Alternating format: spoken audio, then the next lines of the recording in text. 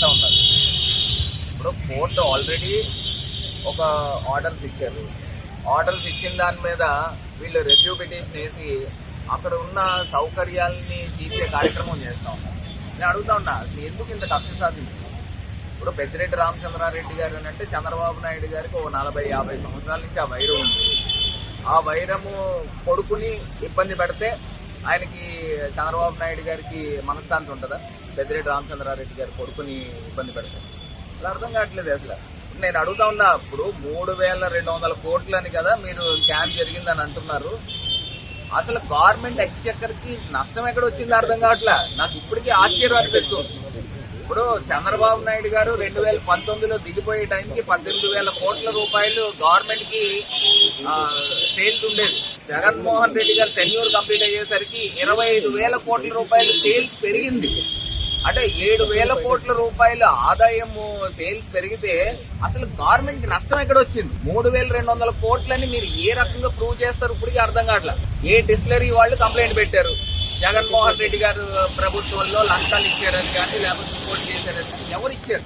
మీరు ఏదో కొంతమందిని అధికారులను తీసుకుని వాళ్ళని అందరినీ కూడా చితక్కొట్టి, ఇప్పుడు మన కానిస్టేబుల్ అదే కదా జరిగింది, గన్మెన్ పెట్టి తప్పుడు వాంగ్మూలాలు కన్ఫెషన్ స్టేట్మెంట్లు ఇచ్చి ఇరికిచ్చే కార్యక్రమం చేస్తున్నారు. ఇవాళ గవర్నమెంట్ కి ఆదాయం వచ్చిందా రాలేదా చంద్రబాబు నాయుడు గారి ప్రభుత్వం మీద?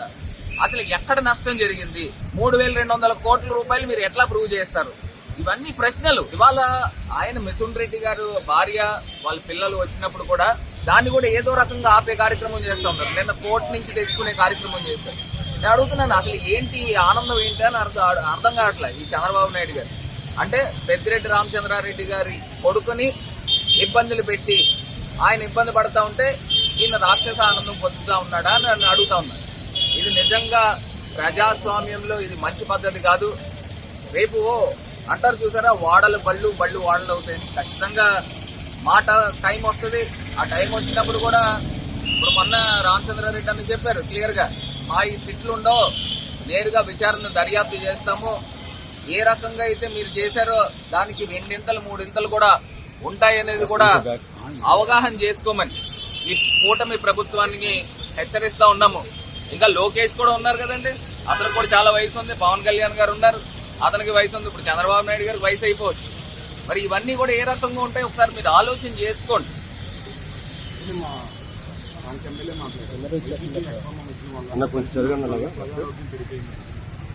ఇప్పుడు ఆరోపణలు అనేవి తప్పుడు ఆరోపణలు ఎన్నైనా చేయొచ్చు.